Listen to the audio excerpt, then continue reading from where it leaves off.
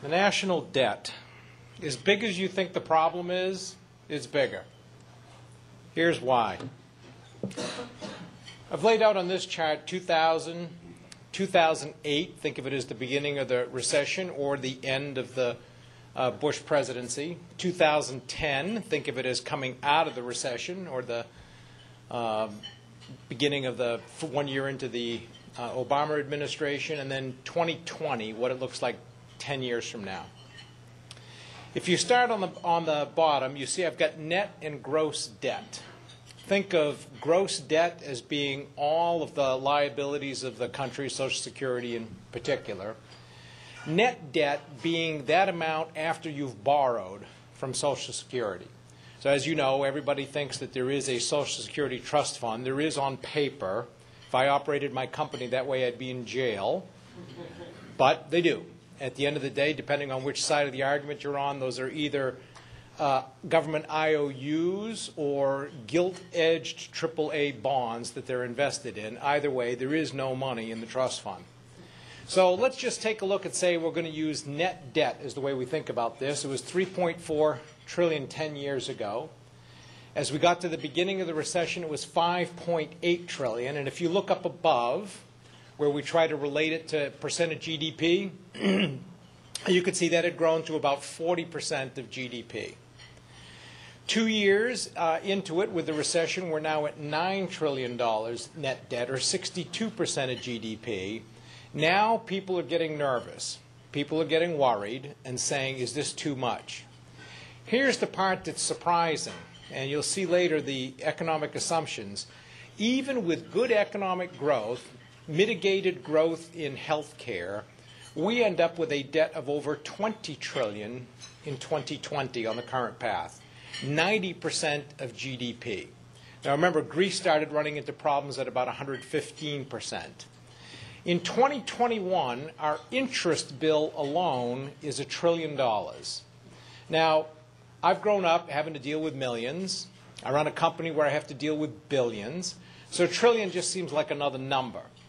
So I've taken to this way to try to describe it to people, that if you had spent $1 million a day since Jesus Christ was born 2,010 years ago, you still would not have spent $1 trillion. And that will be our annual interest bill. Now, by the way, I should mention of that $9 trillion, 45% of it is held by foreign countries, $1 trillion of it held by China. Here's the assumptions that go into that $20 trillion. 4.5% nominal GDP growth every year for the next 10 years. Medicare, Medicaid growth, which grew at almost 10% in the last decade, moderates to about 6.5%. Social Security, the inflation component of it, declines and saves you another $200 billion. And the Bush tax cuts, or the 0103 tax cuts, for anybody earning over $250,000 go away. So all of those things have to happen so that the net debt is only $20 trillion in 2020. Here's where the money comes in from. You can see we have receipts of about $2.1 trillion a year. We have a corporate system that most would say is cumbersome, confusing, and ineffective, and especially globally uncompetitive.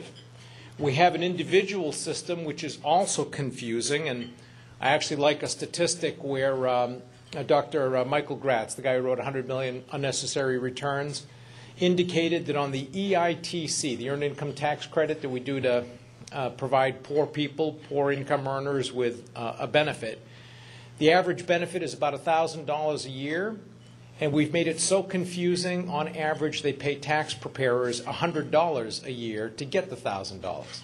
The system we have makes absolutely no sense. And you can see that we treat everything differently. Wages, capital gains, long-term, short-term. It really doesn't make a lot of sense. Here's where the spending goes. So you take a look at the $3.5 trillion of spending in 2010. The thing you want to really take a close look at, add interest expense, all other mandatory, Social Security, Medicare, Medicaid, and you get over 60% of spending is on autopilot. Despite all the machinations that the Congress goes through every year, deciding where to spend the money, appropriations, and everything else, they're not touching 60% of the budget. It's an open-ended commitment and doesn't stop. Now, one of the reasons why this is so important is that when you take a look at what's the cause of that 2020 issue, it's not the waste, fraud, and abuse, the earmarks, all the stuff that people like to point to, the Bush tax cuts, all the things that people like to point to. The driver of the problem over the next 10 years is my generation, the baby boomers. You read a lot of articles about how irritated everybody is becoming with the baby boomer generation. It's going to get worse over the next 10. Because now we start to go through Medicare, Medicaid, Social Security, and we literally crush the system. There's not enough people paying in to be able to handle it. The Commission proposal was for about $3.9 trillion of reduction. Let's round it to 4. You take the first two, that's about $2.3 trillion. The tax reform revenue increase is about $1 trillion. And it's interesting, I've never seen such opportunity for hyperbole and hysteria as I have around these numbers. I've never seen such overuse of words like gutted, slashed, destroyed. So I put these numbers together just for the hell of it to get a sense for it and say, okay, we're going to reduce spending by $2.3 trillion over the next 10 years. On what base? So you add up the total spend in that 10 years, it's almost $50 trillion. We're committing to cut about $2 trillion on 50. This is not a huge number. Total receipts, when you talk about tax increases, about $1 trillion on a base of $38 trillion, about 3%. When you look at the spending side of this, that reduction of $2.3 trillion, all that does is moderate the growth from 5% increase in spending every year to 4% increase in spending every year. But again, the hyperbole that surrounds this astounds me. And here's why that proposal is so important. You can see over the next 3 or 4 years, it doesn't differ that much from the path that we're on. And a big part of that is just because we still need to work our way through the recession. And I would also be one of the people saying I'd be cautious about acting too precipitously to resolve some of this. However, as we start to get out past 2015, you can see how the curve starts to bend. And despite how traumatic people think this proposal is, we don't get back to 60% of GDP, which is where we are today, until 2024. So it's 14 years from now before we get back to exactly where we are.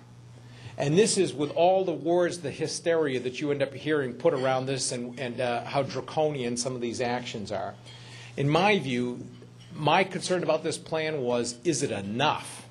Is $4 trillion enough? But you have to start somewhere. You've got to get the ball moving. Because if we end up in the bend of that red curve, that red line, as you all know, it's going to be a significant issue.